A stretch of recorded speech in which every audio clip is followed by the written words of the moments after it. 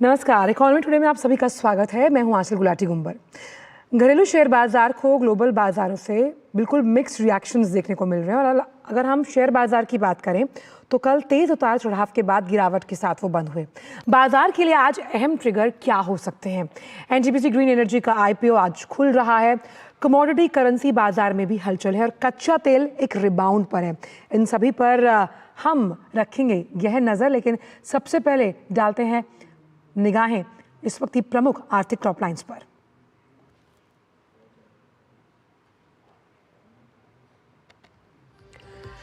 वित्त मंत्री निर्मला सीतारमण बोली, बैंकों को कर्ज पर ब्याज दर कम करने की जरूरत, कहा विकास सरकार की प्राथमिकता में शामिल। आरबीआई गवर्नर ने बैंकों को दी नसीहत, कहा अनैतिक प्रथाओं पर अंकुश लगाने के लिए ढांचा मजबूत करे बैंक बोर्ड। शहरी क्षेत्रों में बढ़ा रोजगार, घटी बेरोजगारी दर, सरकार ने जारी किए आंकड़े। टीम लीज ने जताई इलेक्ट्रॉनिक सेक्टर में 1 करोड़ से ज्यादा नौकरियां पैदा होने की उम्मीद। आज का ईटी फोकस इसी पर आधारित। और सप्ताह के दूसरे कारोबारी दिन बढ़त के साथ खुले भारतीय शेयर बाजार। शुरुआती कारोबार में 451 अंकों की बढ़त के साथ सेंसेक्स 77,790, निफ्टी 132 अंकों की बढ़त के साथ 23,586 पर ट्रेड करता हुआ। तो इन तमाम प्रमुख आर्थिक खबरों पर रहेगी दिन भर हमारी नजर।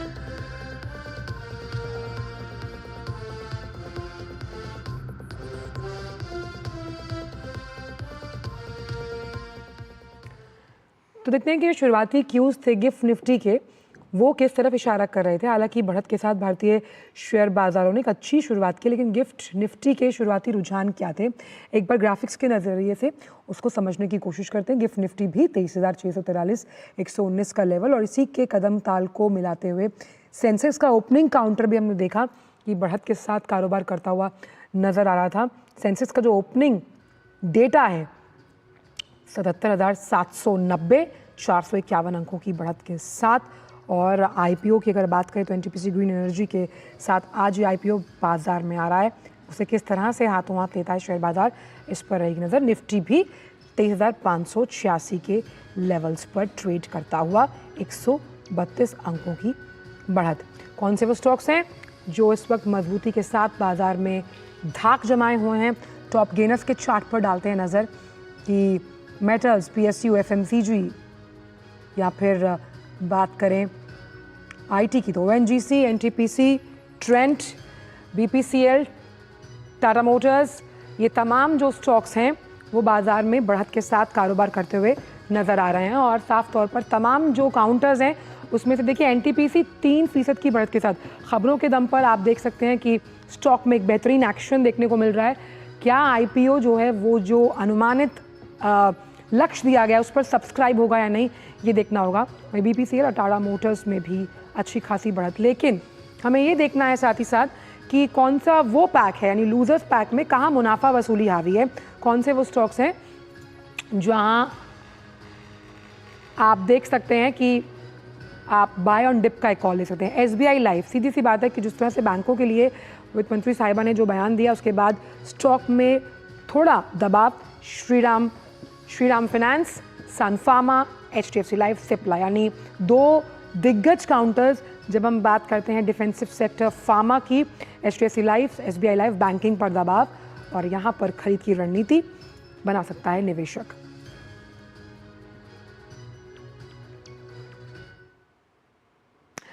और आइए अब सीधे रुख करते हैं आज के फोकस की तरफ।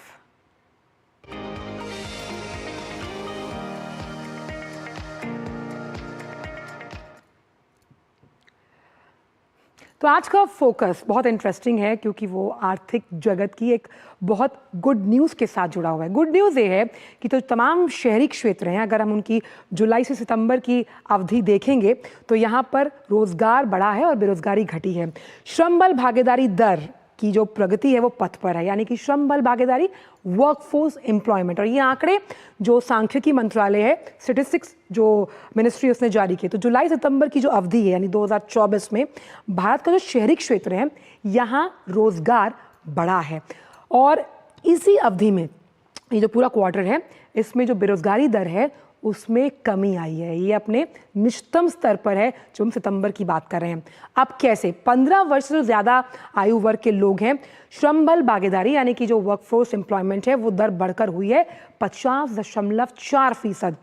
अब जुलाई सितंबर में आप देखिए, इसको समझने की कोशिश करते हैं, ये 49% यानी कि 1.5% से ज़्यादा बढ़त यहाँ पर है जो 15 साल से ऊपर वर्कफोर्स है। अब बढ़ता हुआ जो ये श्रम बल भागीदारी ये क्या दिखाता है? ये एक ग्रीन फ्लैग है। ये वो इंडिकेटर है जो दिखाता है कि आर्थिक प्रगति आपकी पथ पर है और लगातार रोजगार के जो मौके हैं अलग अलग क्षेत्रों में, उसका भी जिक्र करेंगे, वहाँ पर बढ़ रहे हैं। श्रमिक जनसंख्या अनुपात क्यों इंपॉर्टेंट है? क्योंकि ये रोजगार का अहम कारक है। और श्रमिक जनसंख्या अनुपात, घबराइए मत, ये बहुत भारी भरकम शब्द नहीं, इसको सिंप्लीफाई करते हैं। ये इंपॉर्टेंट क्यों है? ये असल में ये बताता है कि रोजगार के जो तमाम डेटा है उसका विश्लेषण या उसकी स्थिति का आकलन जो है उसका सूचक है ये, यानी कि आप इन्हीं कारकों से तय कर सकते हैं कि देश में आर्थिक स्थिति रोजगार को लेकर किस तरह से है। अब लिंग के आधार पर, इन जेंडर्स के आधार पर समझने की कोशिश करते हैं। तो अगर हम पुरुषों की बात करें तो श्रम बल भागीदारी यानी कि जो वर्कफोर्स है उसमें लगातार बढ़त हो रही है और ये बढ़त किस प्रतिशत की तरफ हमें लेकर जा रही है वो भी देखते हैं। तो वो जुलाई सितंबर 2024 में देखिए 75%, यानी वर्कफोर्स अलग अलग क्षेत्रों में 15 वर्ष की आयु से आगे 75% बढ़ा है जब हम बात करते हैं पुरुषों की। महिलाएं भी पीछे नहीं हैं। महिलाओं की जो ये भागीदारी है श्रम बल में वो जुलाई सितंबर 2024 में 25.5% थी, पिछली बार 23.5, यानी 1.5 से 2% का इजाफा। अब आर्थिक आज़ादी महिलाओं को क्या देती है? वो आपको आत्मनिर्भर बनाती है, आपकी सोच को और धार देती है। कहते हैं ना कि आप एक महिला को शिक्षित और आर्थिक तौर पर मजबूत बनाएं तो पूरा घर शिक्षित होता है। बेरोजगारी दर जुलाई सितंबर 2024 में घटकर 6.4%। कई मोर्चों पर सरकार को कई बार घेरा जाता है, लेकिन ये आंकड़े ये बताते हैं कि बेरोजगारी घटी है, रोजगार बढ़ा है। अब शहरी क्षेत्रों में किया कैसे जाता है? डेटा को इकट्ठा करने के लिए रोटेशनल पैनल सैंपलिंग का डिजाइन, यानी सैंपल्स इकट्ठे किए जाते हैं। उन सैंपल्स के आधार पर ये रिपोर्ट, ये बुलेटिन तैयार किया जाता है। अब भारत में जब हम 2028 की बात कर रहे हैं तो 45.5% का श्रम बल का अनुमान है, यानी कि आगे ये बढ़ेगा, ये पूरा जो मार्केट कैप है। और तमाम जो टेक्नोलॉजीज हैं, उभरते हुए ग्रीन राइजिंग सेक्टर्स हैं, वो सबसे बड़ा ध्वजवाहक साबित होंगे जब हम रोजगार को बढ़ाने की बात करते हैं। अब इसमें सबसे इंपॉर्टेंट क्या? आर्टिफिशियल इंटेलिजेंस, जिसका जिक्र प्रधानमंत्री हमने मल्टीलैटरल फोरम्स पर तो क्या, कल जब वो ब्राज़ील में मिले इंडियन कम्युनिटी से, उन्होंने देखा कि कैसे वहाँ पर लोगों ने ऑनलाइन गरबा सीखा। उन्होंने कहा भैया आपने बहुत अच्छा इस्तेमाल किया आर्टिफिशियल इंटेलिजेंस का। इलेक्ट्रॉनिक सेक्टर में 1.2 करोड़ से ज़्यादा नौकरियाँ पैदा होंगी। और अब जब नौकरियां पैदा होंगी तो आप देखिए कि ये जो आंकड़े जारी किए गए हैं ये अपने आप में बताते हैं कि कैसे ये आंकड़े लगातार बढ़ते हुए नजर आएंगे। तमाम सनराइजिंग सेक्टर्स हैं जो कि मैंने जैसे बताया कि टेक्नोलॉजी ड्रिवन है, टेक्नोलॉजी के साथ जुड़े हुए हैं। तो ये जो रिपोर्ट है उसका लब्बो लबाब यही है कि बेरोजगारी घट रही है। क्यों घट रही है? क्योंकि हमने ये देखा कि जो रोजगार के मौके हैं वो लगातार बढ़ते हैं और इसी पर हम करेंगे चर्चा। हमारा ईटी फोकस भी इधर से ही जुड़ा हुआ है, लेकिन फिलहाल वक्त एक छोटे से ब्रेक का है। कहीं मत जाइए क्योंकि इस चर्चा को समझने के लिए जो तमाम जो युवा हैं उनके लिए ये बहुत इंपॉर्टेंट विषय है। वक्त एक ब्रेक का। आपके घर के खाने में रेस्टोरेंट जैसा स्वाद ले आए MDH का शाही पनीर मसाला। पनीर को क्या मस्त बना डाला। एक ऐसा तबका जो रिटायरमेंट के बारे में आज भी बिल्कुल नहीं सोचता वो है औरतें। औरतें कमा के भी वल्नरेबल हैं। सो एनपीएस एक इक्वालिटी ला रहा है। हम सब एक बराबर प्लेटफॉर्म पे हैं। अपने बेहतर कल को सुनिश्चित करने के लिए एनपीएस जरूरी है। MDH का किचन किंग किचन में हो तो हम सब कुछ बना सकते हैं। बैंगन का भरता, आलू गोभी, भिंडी मसाला और भी बहुत कुछ। MDH। ब्रेक के बाद आपका बहुत बहुत स्वागत है और हमारे साथ बहुत विशिष्ट मेहमान जुड़े हुए हैं। आशीष कुमार, पूर्व महानिदेशक सांख्यिकी और कार्यक्रम कार्यान्वयन मंत्रालय, डिस्टिंग्विश फेलो, पहले इंडिया फाउंडेशन। बहुत बहुत स्वागत है आपका आशीष जी, और सबसे पहले बहुत बहुत शुक्रिया अपना कीमती वक्त डी न्यूज़ के लिए निकालने के लिए। सर, पहला सवाल कहूँ या फिर एक खुशी कि जो रिपोर्ट, जो त्रैमासिक बुलेटिन जारी किया गया उसमें साफ तौर पर बेरोजगारी दर जो है वो घटी है और रोजगार के मौके सृजित हुए हैं। हमने लिंग अनुपात के जरिए भी ग्राफिक्स में समझाने की कोशिश की। अगर हम देखें तो आर्थिक शक्ति के लिहाज से एक अच्छी खबर। बिल्कुल सही आप कह रही हैं। भारत आगे बढ़ रहा है और उस वहाँ के यूथ को, जो नौजवान हैं, उनको नौकरी के नए नए अवसर प्राप्त हो रहे हैं, रोजगार के नए अवसर प्राप्त हो रहे हैं। इन आंकड़ों को अगर ध्यान से देखें तो सबसे बड़ी इम्पोर्टेंट बात यह है कि जिस किस्म का रोजगार बढ़ रहा है वो रेगुलर एम्प्लॉयमेंट है जी। रेगुलर एम्प्लॉयमेंट जो है वो हमेशा डिसेंट एम्प्लॉयमेंट होता है, क्योंकि उसमें वो सारी सुविधाएं प्राप्त होती हैं जो एक अच्छे जीवन के लिए आवश्यक होती हैं। तो ये एक बड़ी अच्छी खबर है कि हमने रेगुलर एम्प्लॉयमेंट का इंक्रीज हुआ है। ये कैजुअल एम्प्लॉयमेंट का इंक्रीज नहीं है, ये किसी हाउस होल्ड सेक्टर का एम्प्लॉयमेंट का इंक्रीज नहीं है। ये इसमें ये बड़ी बात है। दूसरी बात ये है कि एम्प्लॉयमेंट जरूर फ्लैट हुआ है, लेकिन जिस पे हम हमेशा जोर देते रहते हैं, हमारे सारी स्कीम्स हैं, प्रोग्राम्स हैं जिसमें हम कोशिश करते हैं कि ये बढ़े, और ये आशा है कि और आगे भी बढ़ेगा जी। दूसरी बात ये है कि एग्रीकल्चर सेक्टर में एम्प्लॉयमेंट कम हुआ है। जो एम्प्लॉयमेंट बढ़ा है वो सर्विसेज सेक्टर में बढ़ा है। तो ITES आपने जिक्र किया AI का, तो उस सेक्टर में एम्प्लॉयमेंट धीरे धीरे बढ़ना शुरू हो गया है, और मैन्युफैक्चरिंग में भी थोड़ा इम्प्रूवमेंट है। तो ये दर्शाता है कि ये सही दिशा में हमारा रोजगार, हमारी इकोनॉमी आगे बढ़ रही है। आशीष जी, जब हमने अपने ग्राफिक्स को बनाया तो बड़ा इंटरेस्टिंग एक टर्म जो हमने कोशिश की हम दर्शकों को समझा भी पाएं, वो ये था कि शहरी क्षेत्रों में, because data mapping is very important, तो रोटेशनल पैटर्न सैम्पलिंग डिज़ाइन का उपयोग किया गया है CSO द्वारा। ये किस तरह की प्रक्रिया है और कितनी आसानी होती है जब हम अनस्ट्रक्चर्ड वर्कफोर्स को स्ट्रक्चर्ड करने की कोशिश करते हैं? देखिए, रोटेशनल प्लानिंग सैम्पलिंग इसलिए करते हैं जिससे कि हम कंसिस्टेंटली पिछले एस्टीमेट के साथ कंपैरिजन ठीक से कर पाए। जो चेंज हम मेजर कर रहे हैं वो सही हो, रियलिस्टिक हो। तो उसके लिए जैसे मान लीजिए 100 का सैंपल लिया हमने जी, तो 75 आज 100 घरों में हम विजिट किए, वहां से इंफॉर्मेशन हमने कलेक्ट की। उसमें से 75 घरों में हम फिर से जाएंगे और फिर पूछेंगे कि भाई आप बताइए कि आपकी पहले की सिचुएशन से अब की सिचुएशन में कितना फर्क आया जी। इससे ये मालूम पड़ता है कि जो चेंज हो रहा है वो कितना ठीक है, किस डायरेक्शन में है, लोगों को एम्प्लॉयमेंट मिल रहा है, वो किस दिशा में जा रहे हैं। इस सब के लिए रोटेशनल सैम्पलिंग का उपयोग करते हैं। फिर अगले बार जब जाएंगे फिर 75 नए लेंगे, 25 नए लेंगे, 75 फिर पुराने लेंगे। ऐसे करके इसको रोटेशनली करते हैं जिससे कि हमें कंपैरेटिव आइडिया मिलता रहे कि चेंज कैसे हो। अच्छा, जो पीरियोडिक लेबर फोर्स सर्वे था जिसे अप्रैल 2017 में लॉन्च किया गया, इसका मुख्य उद्देश्य आपकी नज़र में क्या है? हालांकि मेरा मानना है कि जिस तरह से जो शहरी और ग्रामीण की सामान्य स्थिति है, करंट वीकली स्टेटस है, उसको बैलेंस करना, उसको समझना, इसके अलावा किस तरह से हम उन सनराइजिंग सेक्टर्स या अलग अलग क्षेत्रों को जोड़ने की बात करते हैं जो इस तरह के सर्वे से सामने आता है? देखिए, जब इस पीरियोडिक लेबर फोर्स का सर्वे का कार्य शुरू किया गया था तो हमारे पास कोई ऐसा डाटा नहीं था जो शॉर्ट टर्म इंडिकेटर दे, हर क्वार्टर में हमें बताए कि हमारे यहाँ एम्प्लॉयमेंट, रोजगार की स्थिति क्या हो रही है जी।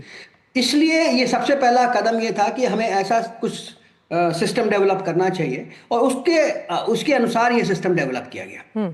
दूसरी बात ये है कि हम करंट वीकली स्टेटस इसलिए लेते हैं क्योंकि ये पिछले एक हफ्ते में जो लोग काम कर रहे हैं उनके बारे में आकलन करता है। तो ये करंट है, ये नहीं कि हम पूरे साल, पिछले साल में आपने क्या काम किया उसका मेजरमेंट नहीं है, ये आज की स्थिति का मेजरमेंट है। ये बहुत इंपॉर्टेंट बात है। इसलिए ये ज़रूरी है कि ये इस डाटा को हम लोग समझें। और ये जहाँ तक नए सेक्टर्स का सवाल है, जब हम जाते हैं उन घरों में, पता लगाते हैं, तो वहाँ पे जो लोग रहते हैं वो किस किस्म का काम कर रहे हैं, इससे ये आकलन होता है कि वो किस इंडस्ट्री में हमारा इंप्रूवमेंट हो रहा है। ये जानना, ये भी एक बड़ा इंडिकेटर है जिसको कि रिजर्व बैंक ऑफ इंडिया जब अपनी मॉनेटरी पॉलिसी बनाती है बिल्कुल, तो उसमें भी इसको उपयोग करती है। आशीष जी, बहुत सिंपल शब्दों में, क्योंकि इस शो के ज़रिए हमारी कोशिश होती है कि हम लिटरेसी जो कि फिनेंस से जुड़ी है उसको जन जन तक पहुंचाएं। तो श्रम बल भागीदारी यानी वो कार्यशील आयु वर्ग के युवा जो काम की तलाश कर रहे हैं, जो काम करना चाहते हैं, ऐसे में कौन से सेक्टर्स में सबसे ज़्यादा आपको लगता है कि अब जो युवा हैं उनका ध्यान आकर्षित हो रहा है, जो अनवोकेशनल हैं, अनएक्सप्लोरेबल हैं? बहुत सारे ऐसे सेक्टर्स हैं जिनमें कि नए किस्म के रोज़गार पैदा हो रहे हैं और वो इकॉनमी के ओवरऑल डायरेक्शन के ऊपर डिपेंड करते हैं। जैसे कि भारत सरकार की स्कीम्स हैं, PLI स्कीम है जिसमें कि हम एक्सपोर्ट ओरिएंटेड कामों के लिए सपोर्ट करते हैं, उसमें जो एम्प्लॉयमेंट जनरेट होता है उसके लिए तैयारी करते हैं। बहुत सारे ऐसे सेक्टर्स हैं जो आर्टिसांस के लिए हैं, जिनका अपना मार्केट है, उनकी एक वक़्त है, उनकी एक ज़रूरत है। ख़ास तौर से जो टूरिज़्म इंडस्ट्री से जुड़े हुए हैं उनके रोज़गार के लिए भी हम सपोर्ट करते हैं, उनको बढ़ावा देने की कोशिश करते हैं। इसी तरीके से और भी नए सेक्टर्स, जैसे अब आजकल इंटीग्रेटेड सर्किट्स बनाने का काम सरकार और प्राइवेट सेक्टर साथ मिलकर करने वाली है। तो इस किस्म के काम जो हैं ये नए सेक्टर्स हैं, सनराइज सेक्टर्स हैं जिनके ऊपर काम ज़रूरी है। इसी तरीके से बायोलॉजिकल साइड में भी बहुत सारे नए सेक्टर्स आ रहे हैं जिसमें कि रिक्वायरमेंट है जॉब्स की, जिसमें रिक्वायरमेंट है नई स्किल्स की, और नए किस्म की स्किल्स ऐसी चाहिए जो कि हमारा जो ग्रेजुएट पास होके निकले, इंजीनियरिंग करके निकले या किसी और एरिया में काम करके निकले, उसको एम्प्लॉयमेंट मिल जाए, तो उसकी एम्प्लॉयबिलिटी। सबसे बड़ी दिक्कत ये होती है कि कई दफ़े इंडस्ट्री वाले जो कॉरपोरेट वाले हैं वो ये कहते हैं कि आपके यहाँ ग्रेजुएट्स तो हैं लेकिन वो एम्प्लॉयबल नहीं है। तो उसके लिए प्राइम मिनिस्टर की एक बहुत ही अच्छी योजना है, इंटर्नशिप योजना जो अभी चली है, जिसमें कि कॉरपोरेट सेक्टर के साथ मिलकर हम ऐसे बच्चों को ले जाएंगे, उसमें उनको इंटर्नशिप का प्रोग्राम देंगे, उनको सपोर्ट करेंगे जिससे कि वो कल के दिन एम्प्लॉयबल। बिल्कुल, और स्किल्ड होना, प्रशिक्षित होना एक क्षेत्र के लिए कैसे आपको आगे अपने रोजगार की तरफ लेकर जाता है, ये भी बहुत अहम है। आशीष जी, जो लिंग अनुपात हमने जेंडर बेसिस पर यहाँ बताया, उसमें भी हमने देखा कि पुरुषों के कार्यबल में 75% का इजाफा है, जो ये अवधि जिसका जिक्र हम कर रहे हैं, लेकिन महिलाएं भी पीछे नहीं हैं। किस तरह से आर्थिक तौर पर सशक्त बनाने के लिए अभी इस आंकड़े को और बड़ा करना ज़रूरी है जब हम महिलाओं की बात करते हैं? जी, ये हम लोग की बहुत पुरानी प्रॉब्लम भी है और सोसाइटल स्ट्रक्चर भी ऐसा है कि विमेन का पार्टिसिपेशन रेट हमारे देश में और देशों के मुकाबले कम है। ये हमेशा इस आंकड़े में नापा जाता है। उसकी खास वजह यह है कि बहुत सारी काम जो विमेन करती हैं, जो महिलाएं करती हैं हमारे देश में, वो एक्चुअल मेजरमेंट में नहीं आ पाता। तो इसलिए मेजरमेंट को भी इम्प्रूव करने की आवश्यकता है। लेकिन हमें इस पे भी जोर देना चाहिए कि कैसे हम वर्क प्लेसेस को विमेन फ्रेंडली बनाएं। बहुत अहम आपने बात, बहुत अहम आशीष जी आपने बात की। जी, जब तक कि विमेन क्यों नहीं जाती है, इसलिए क्योंकि उनको डर लगता है कि वहाँ जाएंगे कैसा एक्सपोजर होगा, कैसे पहुँचेंगे, ये सारे सवाल उसके दिमाग में आते हैं। बिल्कुल। तो इसके लिए हमें ऐसी स्कीम्स हैं वैसे तो, खास तौर से जैसे हॉस्टल की स्कीम है, विमेंस हॉस्टल की, वर्किंग विमेन हॉस्टल की स्कीम है, और भी स्कीम्स हैं। और किसी तरीके से कॉर्पोरेट सेक्टर को जो एम्प्लॉयमेंट जहाँ जनरेट होगा वहाँ पे उनको एनकरेज करना चाहिए कि क्रशेज हों, कल के दिन बच्चे होंगे उनको देखभाल की आवश्यकता होगी, कल के दिन और कोई उनको मैटरनिटी लीव चाहिए होगी, उनको इस किस्म की सुविधाएं मिल जाएं तो वो आगे आएंगी। बिल्कुल, आशीष जी आपने बहुत अहम बात की कि श्रमबल में इन आंकड़ों के जरिए बढ़ोतरी है, लेकिन वर्क प्लेस पर भी कैसा माहौल है ये बहुत अहम है। बहुत बहुत शुक्रिया आशीष जी, आप इस शो पर आए और आपने बहुत ही सरल तरीके से इन तमाम आंकड़ों को हमारे दर्शकों के बीच रखा। बहुत बहुत शुक्रिया अपना कीमती समय DD न्यूज़ के साथ और अपने विचारों को साझा करने के लिए। और आइए अब इकोनॉमी टुडे में रुक करते हैं कुछ अहम आर्थिक खबरों की तरफ। तो वित्त मंत्री निर्मला सीतारमण ने ये कहा है कि लोन को और सस्ता करने की ज़रूरत है, क्योंकि उनके मुताबिक बैंकों को ब्याज दर काफ़ी कम करना होगा। उन्होंने SBI banking and economics conclave 2024 में कहा कि बोरोइंग कॉस्ट वाकई ज़्यादा है, बोरोइंग कॉस्ट जिस पर आप ऋण लेते हैं, और ऐसे में जब हम इंडस्ट्री को बढ़ाना चाहते हैं, हम चाहते हैं कि क्षमता निर्माण में इजाफा हो, तो हमें ब्याज दरों को किफ़ायती बनाना होगा। RBI का इंटरेस्ट रेट या रेपो रेट फिलहाल 6.5% पर है। RBI ने पिछले 10 मॉनेटरी पॉलिसी से ब्याज दर को स्थिर यानी अपरिवर्तित रखा है। सेंट्रल बैंक ने अक्टूबर की मॉनेटरी पॉलिसी मीटिंग में अपनी रेटिंग्स को न्यूट्रल किया था, न्यूट्रल स्टैंस किया था। और अहम बात है कि क्रेडिट ऑफटेक होना इंडस्ट्री के लिए बहुत ज़्यादा ज़रूरी है जब हम बात करते हैं बैंकिंग, जो कि फाइनेंशियल सेक्टर की रीढ़ माना जाता है। और वहीं वित्त मंत्री साहिबा ने बताया कि SBI वित्त वर्ष 2024-25 में 500 नई जो ब्रांचेज है, शाखाएं खोलने वाला है। उन्होंने SBI द्वारा अपनाए गए डिजिटल विकास की प्रशंसा की और कहा कि SBI फॉर्च्यून ने 500 जो सूचीबद्ध बैंक्स हैं उसमें सूचीबद्ध होने वाला ये एकमात्र भारतीय बैंक है। This particular branch which witnessed it all, or which was the bank indeed itself, has grown to becoming 22,500 branches, and I understand now the 500 branches are going to be opened in this year, financial year 25. So 23,000 branches today, 65,000 ATMs, 85,000 banking correspondents. Deposits are 24%, 22.4%, advances are 19%, 50 crore plus customers. This is the growth of the premier bank in India. And today it is also a bank which is the only bank from India in Fortune 500 listed Indian banks.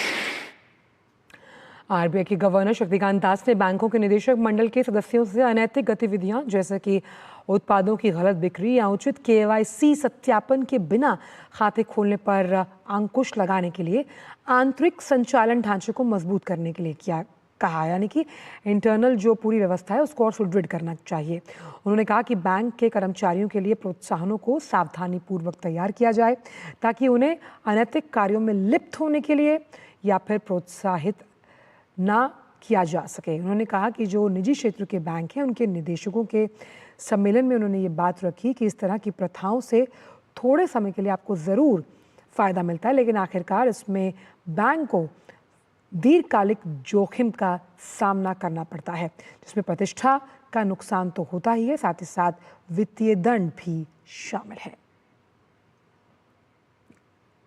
और अब बात G20 की। G20 देशों में भारत सबसे तेज़ी से बढ़ती हुई अर्थव्यवस्था है। भारत ने 2024 के लिए अमेरिका और चीन को पीछे छोड़ते हुए G20 देशों में सबसे ज़्यादा अनुमानित 7% GDP ग्रोथ रेट हासिल किया। ये उपलब्धि मजबूत अर्थव्यवस्था और वैश्विक चुनौतियों के बीच भारत के विकास को दिखाती है। G20 देशों के अनुमानित GDP ग्रोथ रेट पर अगर हम नज़र डालें तो भारत के बाद इंडोनेशिया 5% ग्रोथ रेट के साथ दूसरे स्थान पर है, चीन 4.8% ग्रोथ रेट के साथ तीसरे स्थान पर, उसके बाद रूस, ब्राज़ील, अफ्रीका, तुर्की का नंबर, जबकि अमेरिका अनुमानित 2.8% ग्रोथ रेट के साथ 8वें स्थान पर है। तो आप देखिए, जब हम वैश्विक अर्थव्यवस्थाओं की तुलना करते हैं, भारत ब्राइट स्पॉट पर खड़ा हुआ है। और वक्त हो चला है कि हम आपसे विदा लें, लेकिन जाने से पहले आपको छोड़ जाते हैं कारोबार जगत की कुछ अहम खबरों के साथ। आप लेकिन बाकी अन्य खबरों के लिए बने रहिए DD न्यूज़ के साथ। मुझे दीजिए इजाज़त, नमस्कार। राष्ट्रीय राजधानी क्षेत्र परिवहन निगम यानी NCRTC और DMRC ने अपने एकीकृत QR टिकटिंग सिस्टम को लॉन्च कर दिया है। इस सिस्टम से यात्री अब एक ही प्लेटफॉर्म पर नमो भारत और मेट्रो सेवाओं के लिए टिकट बुक कर सकते हैं। RBI वित्तीय सेवाओं को क्लाउड डेटा स्टोरेज की सेवा मुहैया कराने के लिए 2025 में प्रायोगिक कार्यक्रम शुरू करेगा। जानकारी के मुताबिक RBI के प्रस्तावित क्लाउड प्लेटफॉर्म का इस्तेमाल घरेलू IT कंपनियां करेंगी। रिजर्व बैंक की ये पहल ग्लोबल कंपनियों के डेटा स्टोरेज को चुनौती देगी। भारतीय प्रतिस्पर्धा आयोग CCI ने मेटा कंपनी पर 213 करोड़ रुपए का जुर्माना लगाया है। ये जुर्माना मेटा द्वारा अपने दबदबे का दुरुपयोग करने और 2021 में व्हाट्सएप की प्राइवेसी पॉलिसी में बदलाव करते समय प्रतिस्पर्धा विरोधी गतिविधियां करने के आरोप में लगाया गया है। 2021 में व्हाट्सएप ने अपनी प्राइवेसी पॉलिसी में बदलाव किया था। एसबीआई ने 7वां इंफ्रास्ट्रक्चर बॉन्ड जारी कर 10,000 करोड़ रुपए जुटाए हैं। एसबीआई ने कहा कि उसने अपने 7वें इंफ्रा बॉन्ड के जरिए 7.23% की कूपन दर से रुपए जुटाए हैं। अक्टूबर में भारत के मुख्य समूह निर्यात में 27.7% की वृद्धि हुई है। इसमें इंजीनियरिंग सामान, इलेक्ट्रॉनिक्स, रसायन, कपड़ा, समुद्री उत्पाद और चावल जैसी कैटेगरी में वृद्धि विशेष रूप से मजबूत रही। क्रिसिल की ताज़ा रिपोर्ट में ये जानकारी दी गई है। अपोलो रेडियोलॉजी इंटरनेशनल यानी ARI ने ब्रिटेन के सबसे बड़े डायग्नोस्टिक और health care company in health group की रेडियोलॉजी रिपोर्टिंग इकाई का अधिग्रहण किया है। कंपनी ने कहा कि ये अधिग्रहण दुनिया भर में रेडियोलॉजिस्ट की गंभीर कमी दूर करने और गुणवत्तापूर्ण डायग्नोस्टिक सेवाओं तक पहुंच बढ़ाने के लिए ARI की प्रतिबद्धता को मजबूत करेगा। बैंक ऑफ बड़ौदा की रिपोर्ट के मुताबिक चालू वित्त वर्ष में भारत में विदेशी पोर्टफोलियो निवेश का प्रवाह सकारात्मक रहने की उम्मीद है। रिपोर्ट में कहा गया है कि देश के मजबूत मैक्रो इकोनॉमिक फंडामेंटल की वजह से वित्त वर्ष 2024-25 में 20 से 25 अरब डॉलर का निवेश आएगा।